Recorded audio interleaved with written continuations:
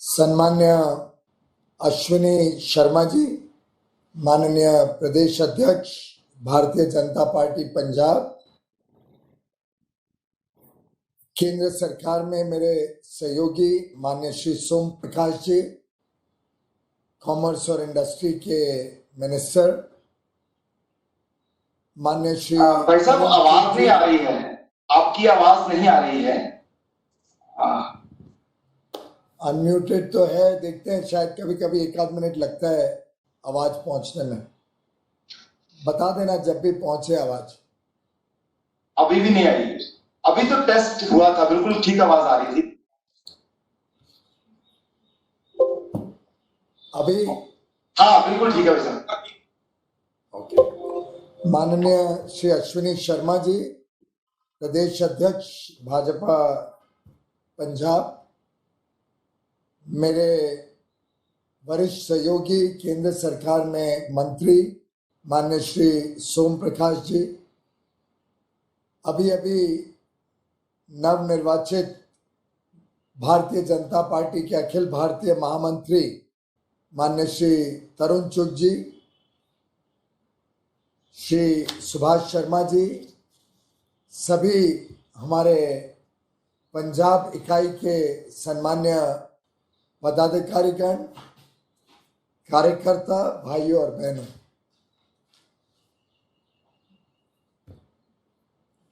साधारणतः 25 सितंबर को हमने माननीय दीनदयाल उपाध्याय जी के जन्म तिथि पर यह कार्यक्रम का आयोजन किया था,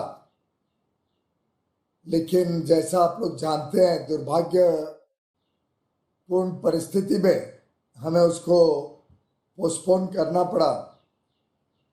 मेरे मिनिस्टर ऑफ स्टेट रेलवेज के माननीय श्री सुरेश अंगड़ी जी का सडनली कोविड के कारण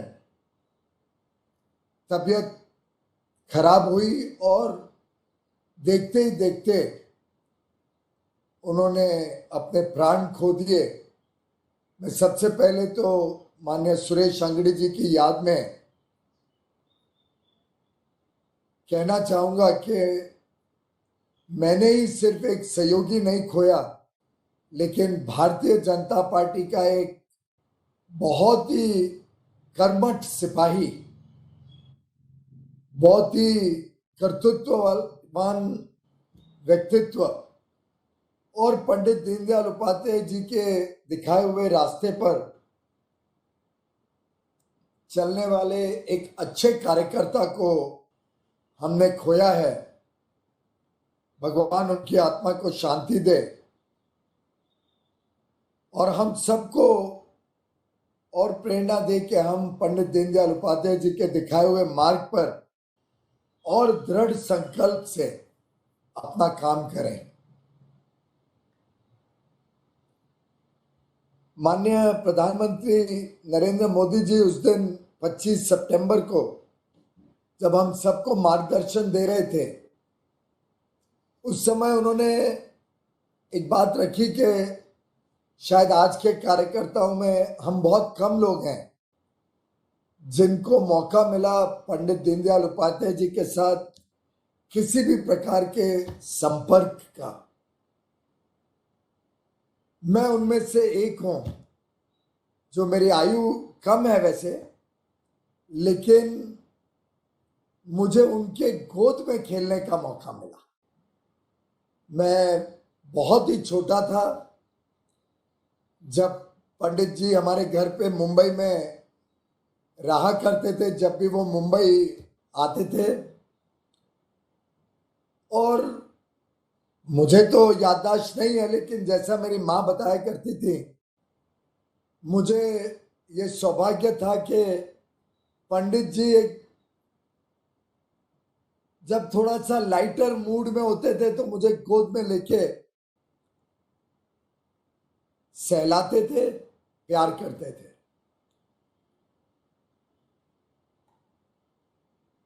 वो मुंबई से ही निकले थे उत्तर प्रदेश और उत्तर प्रदेश से होते हुए बिहार की तरफ जाने के लिए। जब ट्रेन में उनकी मृत्यु हुई, उनका बहुत ही बेदर्दी से हत्या की गई। मैं तो बहुत छोटा था तो इतना याद नहीं है, पर मेरी माँ कई बार कहा करती थी कि नानाजी देशमुख उस समय हमारे घर पे रुके हुए थे जब पंडित जी की हत्या हुई और सन्नाटा सा छा गया। और उस परिस्थिति में मां कहती थी कि मैं बड़ा विचलित हो गया था कि हुआ क्या है, और बार बार कह रहा था चाचा जी कहाँ है, उनको लेके आओ, कहाँ है, तो क्या हो गया है। इतना थोड़ी बहुत स्मरणीय है, लेकिन वो भी अपने आप में जब हम उनकी जीविका देखते हैं, जब उनके पूरे योगदान को पहचानते हैं जो उन्होंने भारतीय जनसंघ से भारतीय जनता पार्टी की यात्रा में हम सबको प्रेरणा दी है, हम सबको जो मार्ग दिखाया है, जितना ज्यादा उनके चरित्र उनके व्यक्तित्व के बारे में पता चलता है, तब लगता है कि थोड़ा सा भी जो उनके साथ संपर्क का सौभाग्य मुझे मिला, मैं समझता हूं मैं धन्य हूं। और अपने आप में मुझे और प्रेरणा मिलती है कि मैं और ज्यादा काम करूं, और ज्यादा सेवा कर पाऊं, उनके दिखाए हुए रास्ते पे कुछ और कदम आगे बढ़ पाऊं। पंडित जी की जो सोच थी, जो उनके विचार थे, वो असीमित थे। बहुत ही दूरदृष्टि थी उनकी सोच में, विचार से विचारक थे, और उनके विचार और उनको अलग नहीं किया जा सकता। उनकी जो सोच थी वो सदैव गरीबों के बारे में, जो समाज में शोषित, वंचित, पीड़ित गरीब समाज है, जिनके साथ वर्षों वर्षों तक अत्याचार हुआ, जिनको सालों सालों तक न्याय नहीं मिला, उन सब के बारे में चिंता करना और एक नई विचारधारा को उन्होंने जन्म दिया। इस समाज, इस वर्ग की चिंता करते हुए, जिसको उन्होंने एकात्म मानववाद का नाम दिया, इंटेग्रल ह्यूमनिज्म। वास्तव में अगर पंडित जी की व्यक्तित्व को देखें तो राष्ट्रवाद से भरे हुआ व्यक्तित्व है, नैतिकता की प्रतिमा है, और मूल्य सिद्धांतों के लिए अपने जीवन निछावर कर देने वाला एक ऐसा नेता भारतीय जनसंघ, भारतीय जनता पार्टी के लिए हमारा सौभाग्य है कि ऐसे विचार छोड़ के गए हैं जो हम सबको अपने दिनों दिन काम में प्रेरणा देते हैं, हम सबको सही दिशा दिखाते हैं।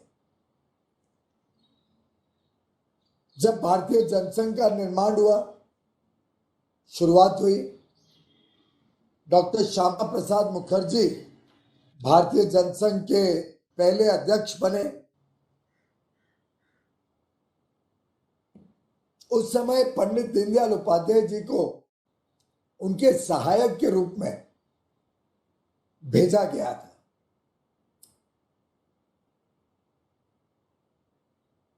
श्यामा प्रसाद मुखर्जी का एक बड़ा प्रसिद्ध वाक्य है जिसको मैं आपके समक्ष दोहराना चाहूंगा। यदि मेरे पास 2 दीनदयाल हो तो मैं भारत का राजनीतिक चेहरा बदल सकता हूं। यह वाक्य डॉक्टर श्यामा प्रसाद मुखर्जी ने भारतीय जनसंघ के निर्माण के समय कहा था।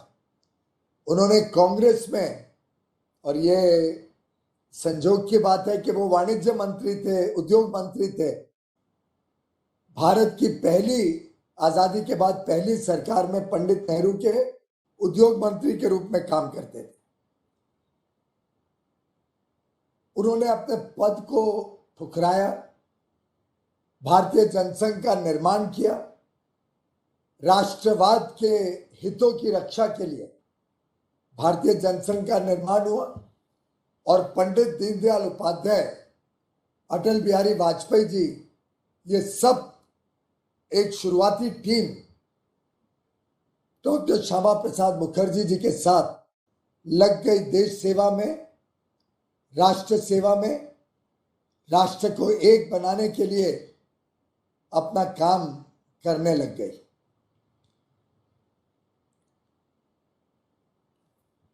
श्यामा प्रसाद मुखर्जी जिन्हें एक देश में दो निशान, दो विधान, दो संविधान नहीं हो सकते हैं, इस विचार को आगे बढ़ाया, कश्मीर में प्रवेश किया बिना परमिट के, अपने जीवन का बलिदान दिया।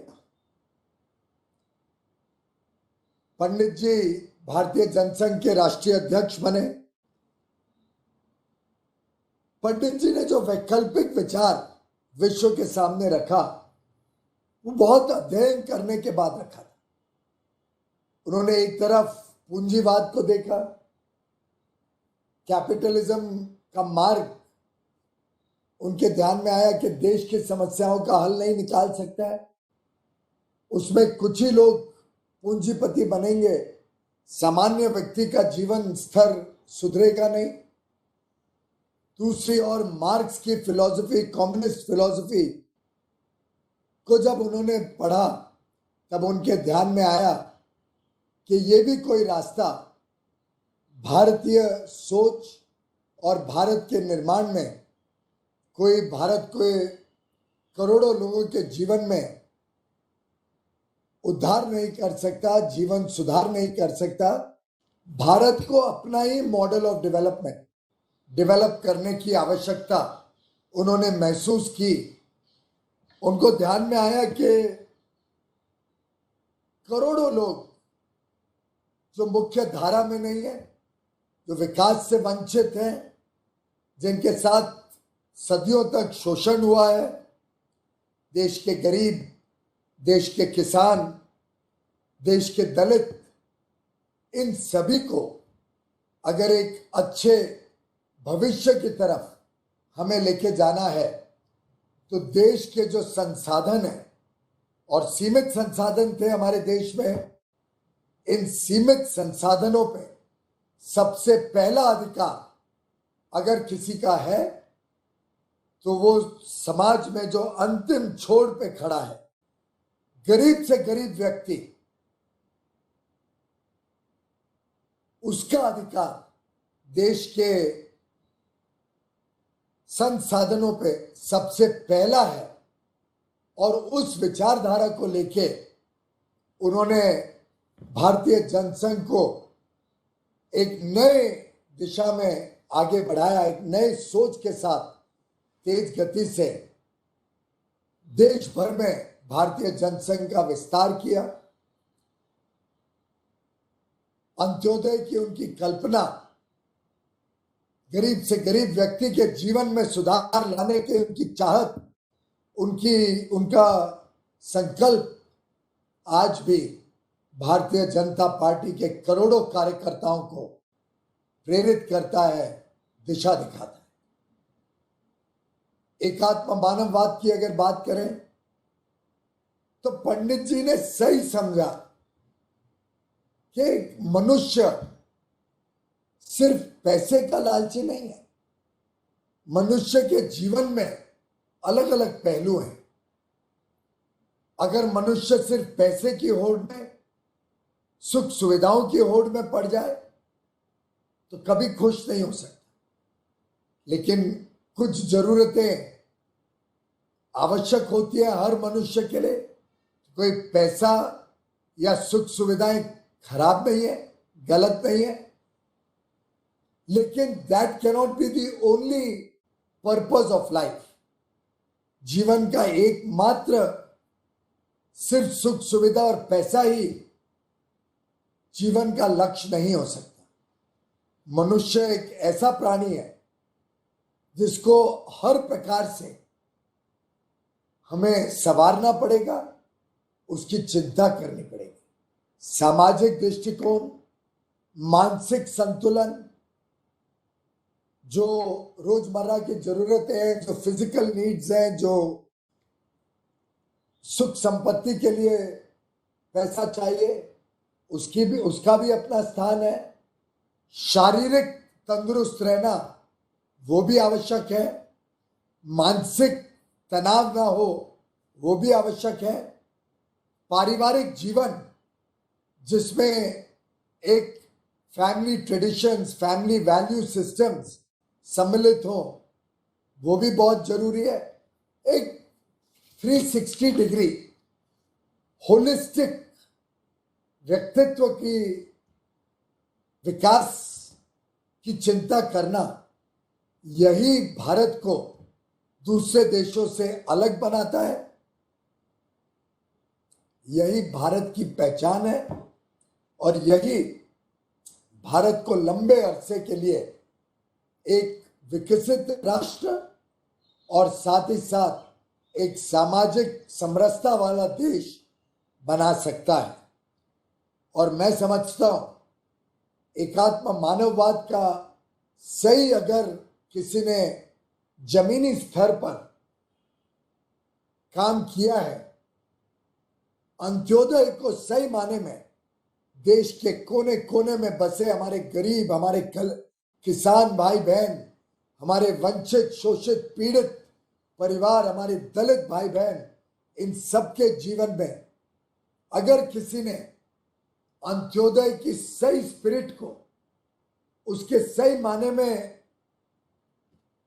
काम करके अगर किसी ने दिखाया है, तो माननीय प्रधानमंत्री नरेंद्र मोदी जी ने अपने 6 वर्ष के कार्यकाल में दिन और रात एक करके समाज के हर वर्ग की चिंता करते हुए, समाज में हर व्यक्ति के जीवन को आगे बढ़ाने की चिंता करते हुए एक 6 वर्ष पूरी तरीके से देश में विकास हो, देश के हर व्यक्ति का विकास हो, इस काम को कर दिखाए। मुझे याद है पहले जब देश में रिफॉर्म की बात होती थी, परिवर्तन की बात होती थी, 1991 में भी बहुत सारे परिवर्तन और रिफॉर्म के मेजर्स किए गए। तब हर बार ये चर्चा होती थी कि भाई विकास होगा, ग्रोथ होगी तो अपने आप उसका ट्रिकल डाउन इफेक्ट में देश में हर व्यक्ति का जीवन सुधरेगा। दुर्भाग्य से जब हम गहराई से देखते हैं गत कई वर्षों की विकास यात्रा को भी, 2014 तक देश में विकास के साथ साथ भेदभाव भी बढ़ा। पूंजीपति बड़ा होते गया और गरीब के जीवन में परिवर्तन नहीं आया, गरीब के जीवन में सुधार नहीं आया, किसान के जीवन में सुधार नहीं आया, दलितों के जीवन में सामाजिक समरसता नहीं देखने को मिली। भेदभाव बढ़ता गया, समाज में व्यक्तियों के बीच भी दूरियां बढ़ती गई। आप याद करिए 2014 में जब माननीय प्रधानमंत्री इस देश के सबसे लोकप्रिय नेता के रूप में उभरे, देश की कमान संभाली, पूर्ण बहुमत की सरकार हमारे करोड़ों कार्यकर्ताओं के संकल्प और कठोर परिश्रम से बनी, उस समय देश की क्या परिस्थिति थी? देश में लगभग 3 में से 2 महिलाओं को शौचालय तक की सुविधा नहीं थी, करोड़ों परिवारों को घर नहीं था, ऐसे करोड़ों बच्चे थे जिन्होंने जीवन में बिजली नहीं देखी थी। देश में 50% से अधिक घरों में पुराना जमाने का चूल्हा चलता था, जो प्रदूषण से लोगों को, परिवारों को, महिलाओं को, बहनों को, बच्चों को स्वस्थ नहीं रहने देता था। अधिकांश लोगों को स्वास्थ्य की सेवाएं नहीं मिलती थी। किसानों को अपने उत्पादन का सही दाम नहीं मिलता था। आजादी के 67 साल बाद भी देश की परिस्थिति बड़ी चिंताजनक थी। पंडित दीनदयाल उपाध्याय जी के जो दिखाया हुआ रास्ता था, उसको प्रधानमंत्री मोदी जी ने एक संकल्प के रूप में अपनी सरकार का सिद्धांत, अपनी सरकार का मूल्य आधार बनाया। और देखते ही देखते गत 6 वर्षों में अगर कोई रिपोर्ट कार्ड निकाले इस सरकार का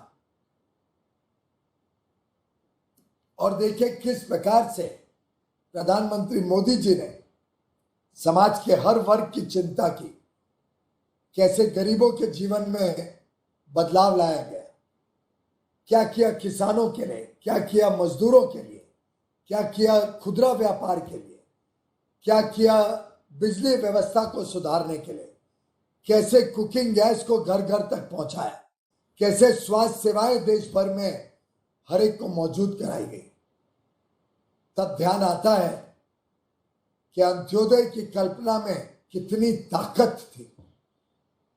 आखिर 8 करोड़ गरीब परिवारों को मुफ्त में कुकिंग गैस का कनेक्शन देना, ये कभी किसने सोचा था संभव होगा? कहां देश में 12 करोड़ कुकिंग गैस कनेक्शन हुआ करते थे 2014 तक, आज वो बढ़ के लगभग 25 करोड़ हो गए। साधारणतः आज हर घर तक कुकिंग गैस पहुंच चुकी है। जो करोड़ों घरों में बिजली की सुविधा नहीं थी, हजारों गांवों में बिजली नहीं पहुंची थी, आज देश के कोने कोने तक बिजली पहुंच गई है। देश में इतनी बिजली है कि हम हर एक घर में, हर एक किसान को, हर उद्योग को 24 घंटे बिजली दे सकते हैं। पहले तो बिजली की दरें तेज गति से बढ़ती जाती थी हर वर्ष। पिछले 6 वर्षों में आप देखिए बिजली की कीमतें नियंत्रण में है। 50 करोड़ लोगों को मुफ्त में स्वास्थ्य की सेवाएं दी गई। 34 करोड़ जनधन के खाते खुले, अधिकांश महिलाओं के, जिससे आज कोई घर ऐसा नहीं है देश में जिसके खुद का खाता नहीं हो। फाइनेंशियल इंक्लूजन को घर घर तक पहुंचाया। 2 लाख से अधिक पंचायत तक आज डिजिटल टेक्नोलॉजी पहुंच गई है। अगले 1000 दिनों में 15 अगस्त को प्रधानमंत्री जी ने घोषणा की कि 1000 दिनों में हर गांव तक डिजिटल टेक्नोलॉजी पहुंच जाएगी, हर गांव तक इंटरनेट की सुविधा हो जाएगी।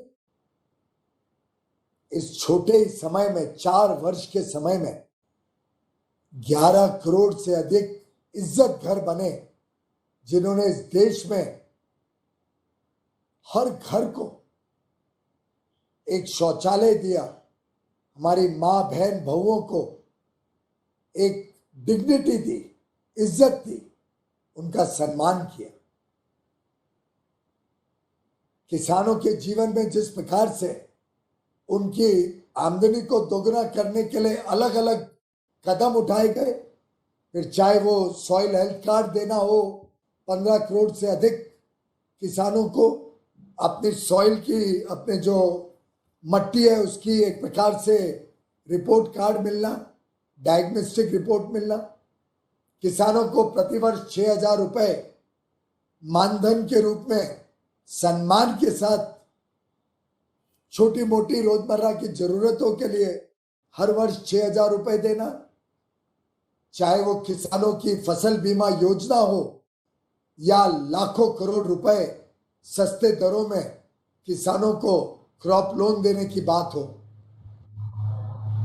बड़े रूप में मिनिमम सपोर्ट प्राइस पर देश भर में दाल, चावल, गेहूं, अलग अलग पदार्थों को खरीदना, और चाहे वो नए नए पदार्थों को एमएसपी में शामिल करके स्वामीनाथन कमेटी द्वारा बताए हुए रास्ते पे उनकी लागत से 50% बढ़ा के एमएसपी फिक्स करने का काम हो। हर एक काम माननीय प्रधानमंत्री मोदी जी ने देश के किसानों को और ज्यादा तेज गति से विकास के साथ जोड़ना, उनके आय को बढ़ाना, उनके उत्पादन को बढ़ाने के हिसाब से किया है। अभी अभी पारित जो नए कानून है वो किसानों के जीवन में एक नया सवेरा लाने के हिसाब से पारित किए गए। बड़े दुर्भाग्य की बात है कि कुछ राजनीतिक दल, खासतौर पे पंजाब में, उसका गलत प्रचार प्रसार कर रहे हैं। बहुत ही दुर्भाग्य की बात यह भी है कि पूरे झूठ के आधार पर एक अवैध आंदोलन आज पंजाब में चलाया जा रहा है, जिसमें सच्चाई को किसानों तक पहुंचाने में वहां की राज्य सरकार और वहां के राजनीतिक दल लोगों को, किसानों को भ्रमित करने में लगे। एक झूठा प्रचार ऐसा बनाया जा रहा है जैसे एमएसपी खत्म करी जाएगी। माननीय प्रधानमंत्री जी ने कई भाषणों में केंद्रीय एग्रीकल्चर मिनिस्टर माननीय श्री नरेंद्र सिंह तोमर ने किसानों को आश्वस्त किया है, पार्लियामेंट के अंदर आश्वस्त किया कि एमएसपी पहले भी था, आज भी है, आगे भी रहेगा। उल्टे रबी क्रॉप का एमएसपी तो केंद्र सरकार ने घोषित भी कर दिया है, बढ़ा के घोषित किया है, और कल 26 सितंबर से इस वर्ष की रबी क्रॉप को खरीदने का काम भी शुरू कर दिया है। पंजाब में भी काम शुरू हो गया, हरियाणा में भी काम शुरू हो गया। मैं समझता हूं जब रिपोर्ट देखते हैं और जब किसानों के पास ये जानकारी पहुंचे, तब उनको ध्यान में आएगा कि गत 6 वर्षों में प्रधानमंत्री मोदी जी ने कैसे एमएसपी के दामों में वृद्धि की, कैसे नए नए उत्पादनों को एमएसपी के दायरे में लाया, कैसे एमएसपी के माध्यम से जो खरीदारी होती है उसको बढ़ाया, उसका विस्तार किया, और कैसे किसानों को अपने उत्पादन की सही मूल्य मिले उसकी चिंता की। मैं आपके समक्ष कुछ आंकड़े रखना चाहता हूं। आपको जान के आश्चर्य होगा और मैं चाहूंगा कि ये बात आप पंजाब के किसानों तक पहुंचाएं कि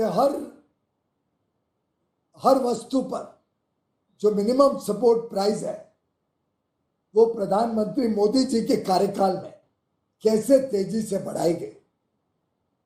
गेहूं 2013-14 में मात्र 1400 रुपए की एमएसपी पे खरीदी जाती, इस वर्ष उसकी एमएसपी 1975 रुपए की गई, यानी लगभग 575 रुपए बढ़ाए गए।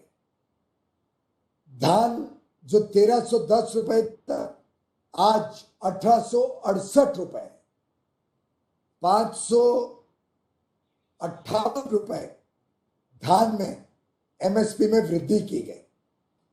मसूद जो 2950 रुपए था आज 5100 रुपए, यानी 70% से भी अधिक उसकी एमएसपी बढ़ाई गई है। उड़द जो 4300 रुपए थी उसको 6000 रुपए कर दिया गया, 1700 रुपए उड़द की एमएसपी को बढ़ाया गया। मूंग दाल जो मात्र 4500 रुपए थी आज 7196 रुपए हो गई है, 7196। 60% वृद्धि हुई है मूंग की एमएसपी में। अरहर जो 4300 रुपए थी आज 6000 रुपए कर दी गई। सरसों जो 3050 रुपए थी आज से 6 साल पहले, अब उसको 4650 रुपए कर दिया गया, यानी 52%। और चना 3100 रुपए से बढ़ाकर 5100 रुपए, यानी 65% वृद्धि की गई है। इस प्रकार से हर एक प्रोडक्ट में बड़े रूप में एमएसपी को भी बढ़ाया गया लेकिन साथ ही साथ उसकी जो खरीदारी है उसको भी बड़े रूप में बढ़ाया गया। गेहूं 250 लाख टन एमएसपी के तहत खरीदा गया था, जो मोदी जी के कार्यकाल में 340 लाख टन बढ़ाया गया। धान की खरीदी जो 355 लाख टन थी उसको लगभग 2 गुना करके 762 लाख टन किया गया, 762 लाख टन। और हर चीज में बड़े पैमाने पे एमएसपी में जो प्रोक्योरमेंट होता है उसको माननीय मोदी जी के सरकार में बढ़ाया गया है। जो सरकार इतने बड़े रूप में एमएसपी के तहत किसानों की उपज को खरीदती है, क्या वो कभी एमएसपी को खत्म करने के सोच भी सकती है? बड़ा दुर्भाग्यपूर्ण है कि किसानों को भ्रमित करने के लिए कुछ राजनेता पंजाब के रेल रोको, रास्ता रोको, किसानों को गलत सूचनाएं देके, गलत कानून की प्रचार करके असलियत से और उसके लाभ से वंचित रखना चाहते। जब इस पूरे 5 साल के कार्यकाल को देखें तो कांग्रेस, जिसकी सरकार आपके पंजाब में चल रही है, उस सरकार के समय जो कुल एमएसपी पे खर्च हुआ था, उस खर्च को जो हमारी सरकार भारतीय जनता पार्टी के नेतृत्व में एनडीए की सरकार की तुलना करें तो कांग्रेस की सरकार में जो एमएसपी में खर्च हुआ था, जो लागत पे सामान खरीदा गया था, उससे लगभग दुगना खर्च मोदी जी की सरकार आने के बाद एमएसपी पे किया गया। एमएसपी पे किसानों की उपज को खरीदा गया है।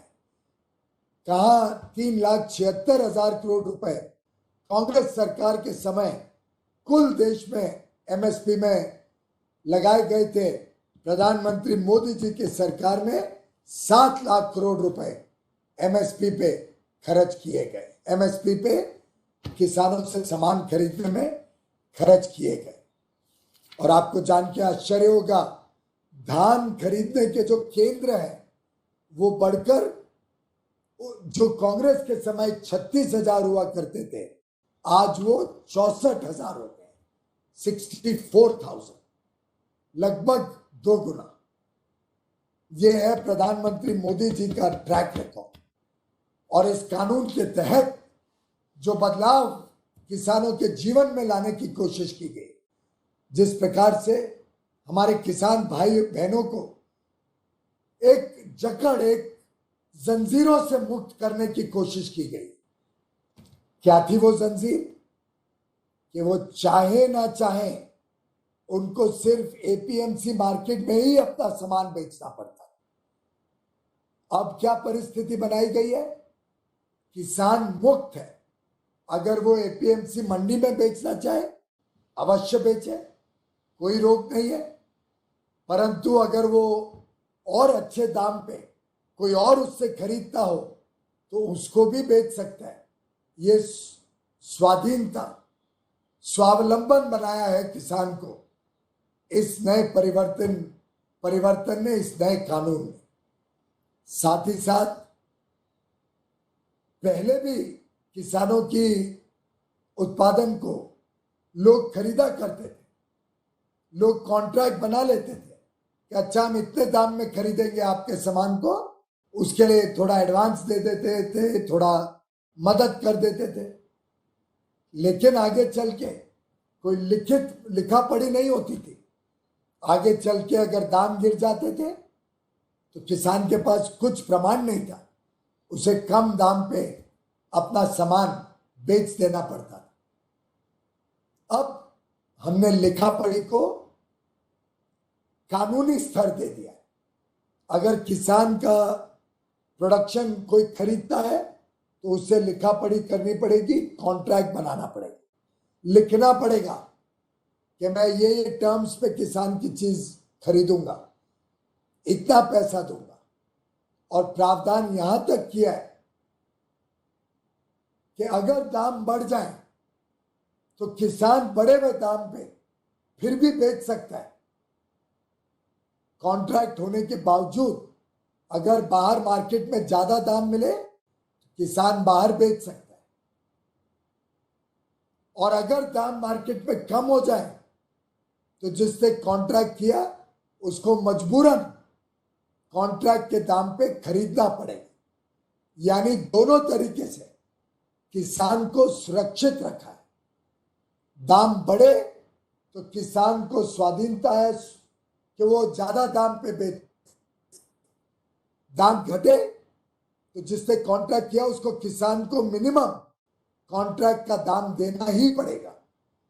इस प्रकार से किसान को सुरक्षित बनाया है, किसान को एक प्रकार से मुक्त किया है बंधनों से, मुक्त किया है मंडी टैक्स से, मुक्त किया है अगर कोई जगह पे उसको ज्यादा कीमत मिलती हो तो वो जाके वहां बेच सकता है। आज माननीय प्रधानमंत्री जी ने मन की बात में सुबह इसके कुछ अच्छे उदाहरण भी दिए, कैसे कुछ किसानों ने जब अपनी फल सब्जियां बेचने की कोशिश की तो माल जब्त कर लिया गया, उनके ऊपर टैक्स थोप दिया गया, पर्ची काट दी गई। ये सब पहले होता था। अब किसान को मुक्त कर दिया गया इन बंधनों से।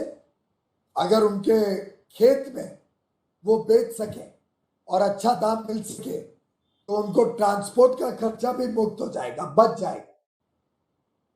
अगर उनको सही दाम मिले तो दूसरी जगह जाके बेच सकते हैं। एक प्रकार से भारत में ये किसानों का आजादी दिवस के रूप में मनाया जाएगा।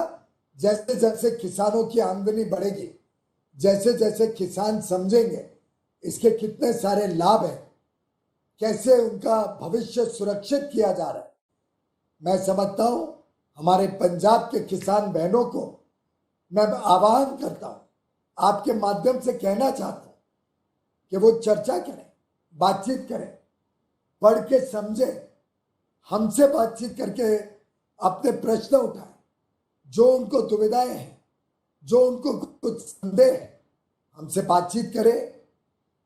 हम मंत्री सोम प्रकाश जी वहां पे हैं, आप सब हमारे भारतीय जनता पार्टी के प्रतिनिधि, आप लोग चर्चा करिए, हमारे साथ वेबिनार करिए, वेबकास्ट करवाइए, वीसी पे चर्चा करवाइए।